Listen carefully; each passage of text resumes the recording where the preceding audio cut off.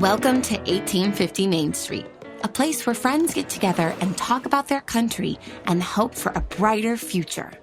Your hosts have built this spot over the past 40 years, meeting every day with people who are in the headlines and behind the real stories. Today, Rob Walgate and Alan C. Duncan from the Public Square are joined by David Zanotti, the CEO of the American Policy Roundtable. What question from the debate is even more important than whether or not Joe's gotta go? The conversation continues today. We may end up releasing all of these at the same time because the intensity that people have of interest on what's going on and the amount of data that we're getting in that we want to get back out again as fast as possible. But I think it is incredibly urgent before this tidal wave of getting Biden out. Look, I watched too, and I watched all the aftershocks. I was up, I don't know, I saw the sunrise this morning. I can tell you that was beautiful, but I don't exactly remember when I stopped seeing the stars. I can't remember. But I can tell you this, the most important question to me wasn't Biden in or Biden out. The question to me, and I can only deliver this, I'm sorry, I'm hard to restrain my emotions on this. 52 years we've been talking about Roe versus Wade in this country. 52 years. Over 65 million abortions in this country. Endless court filings, hearings, trials, verdicts, decisions, opinions. This has torn our country apart at a level that only a few other issues ever have. And it makes sense that it would. And I listened in this debate to two people, a former president, a current president, both wanting to be the next president. And I recognized that neither of them understand the Roe versus Wade decision or understand it so poorly that they can't communicate effectively about it. And I didn't know whether to weep or throw up. That isn't the first time we've experienced something like that, though. When you think of the folks in Washington, D.C. or at your state capitol and all the various issues, I think there's sometimes an assumption that they're an expert on all of them. And the reality is they're an expert on very few of them. I don't know if in this campaign it'll be 100 million. I don't know if it'll be 1 billion. But it's going to be a very big number is going to be spent to influence voters on the question of abortion and abortion policy, claiming that the decision that they make regarding the White House is going to be the determining factor as to what this policy is going to look like. We have two people who want the office who can't articulate what Roe versus Wade is, what it means, why it was in the Supreme Court, why it is in the states, but even more frightening was Joe Biden's attempt to explain why he is a disciple of Roe versus Wade, that what he believes is Roe versus Wade and what he wants is Roe versus Wade. And then the tortured explanation that he went through trying to explain the 3-trimester setup in the original Roe decision and what it meant in regards to a woman, her health, her doctor, and the unborn child. Now, look, at Joe Biden's age, I'm willing to accept that he may have mastered Roe somewhere in his career, and he may just be having a difficult time in recall and in trying to explain what he's trying to say. I don't know that it matters whether he once knew it and forgot it or once knew it and can't recall it. The bottom line is he's on national television to the world, and it's crystal clear he is baffled and confused, and what he's saying makes no sense. And this is the person who's telling us he has to hold on to the office because he's got to appoint the justices to bring back Roe versus Wade, and he can't explain it. There's also an interesting way to frame it. I'm going to bring back Roe versus Wade. I mean, you can't really bring it back. You'd have to have another means of getting there again. So that's just a weird way to talk about it, too. So we got to believe he's saying that I want to bring back the package. And yes. The effect of the effectiveness of what Roe did. But does he know what Roe did? Well, he should, because he was in the United States Senate when Roe came out. That's how long Joe Biden's been in Washington, D.C. Well, Biden mentioned that as well. He said I was the second youngest senator, and now I'm the old guy. And so all that tells me is you've been there too long. You've been there your whole life. That's all I heard. Yeah, I mean, it did bring up the question of shelf life. Okay, so now here we are. And what do we now? To the president's credit, to President Biden's credit, I went back haunted by this statement, and watching the sunrise, I'm rereading Roe versus Wade. That sounds fun. Thinking to myself, what did I miss? I've been at this since 1973. I didn't know what was going on in 73 when this happened in January, but pretty quickly by 1974, I realized we had a problem. Now, I was in college. I didn't exactly know where to start, but I knew something was desperately wrong. And so the process begins. So I know this is not an easy reality. Let's get one thing straight. We're talking about 52 years ago. I'm back reading the original decision. You know what you're going to find if you go back and read the original decision, whether you read the original or the best synopsis of the opinions, you jump in wherever you want. You're going to find the totality of all the evidence comes out that the trimester conversation in Roe is baffling.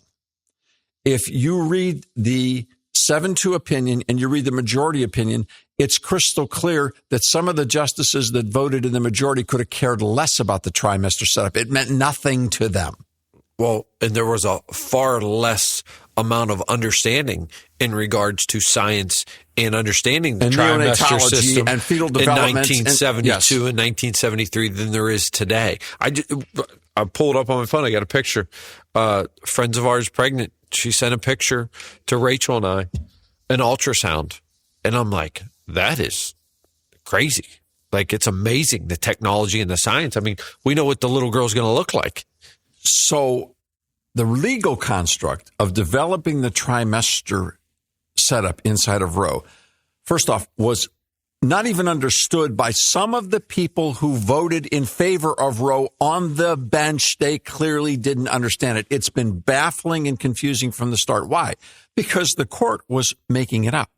They were actually acting as a legislative body, and they created a formula by which there would be compelling state interest in regards to protecting the life of the unborn child, but that it would only come at certain points. And they were trying to create some mechanism to quantify, a test, if you would, of state involvement in the protection of the unborn child and balancing off the competing interests. That's kind of where they went with this, because we were in a period of legal jurisprudence where the court was enjoying making tests up. They were like tests for free speech, tests on pornography. So they were like, they would set up legislative formulas from the bench. Thanks for stopping by at 1850 Main Street. We're glad you're here. Do you want to learn more about what's really going on behind the scenes in public policy? Tune in to the Public Square on over 200 radio stations coast to coast. Or download the free Public Square mobile app from your app store. Just look for The Lamppost. Find out what America's talking about at thepublicsquare.com.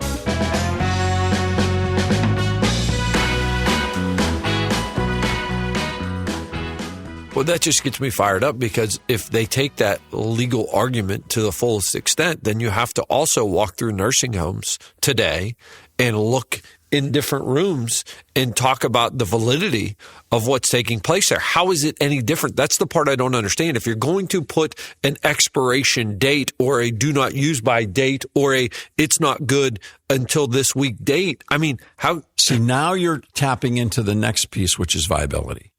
There's a term that has taken on monstrous import from the bench, not from the legislature. It's because the legislature's cowards. Sorry, get a little fired up, but they don't have any. It's easier to kick the can down the road and tell the courts to do it. Well, it brings us to probably where we're going next. But 3 points down the road, your point is exactly well taken. But the question of viability. But before we get off of the trimester setup, we have to understand something. Roe versus Wade set that up. And Joe Biden attempted to tell us that within that construct, there was protection for the unborn child and a prohibition against late-term abortions. That's what Joe Biden was trying to explain. That's what he believes. That's what he means with Roe. Ironically, if we evaluate with what he means by Roe, he'd have to back a number of laws that are currently on the books that Planned Parenthood condemns. It sounds to me like the recent law in North Carolina that was passed would fit what Joe Biden thinks Roe versus Wade is very, very well. But Joe doesn't understand what Roe versus Wade was, because in the original Roe, what he was thinking in his mind temporarily looked as if it would be real, but Roe was followed up very quickly by a second decision called Doe, and then a later decision called Casey. And by the time you take the full Roe package into consideration, what you have is the court saying that the state has no compelling interest to stop an abortion as long as the question of the health of the mother is in play. And health can mean anything a physician, an attending physician, an abortionist chooses to call it. Whether it's the mother's life or the mother's health, those words are in essence fungible. They are fungible, and they can make up anything. Thus, by the time we get to the practical application of Roe in the states, what you have is abortion on demand for all 9 months for any reason whatsoever, as long as you check the box under life or health. And that's the reason that Joe Biden, or even Gavin Newsom, when he debated Ron DeSantis months ago, refused to talk about any viability, talk about any specific date. They won't even get into it.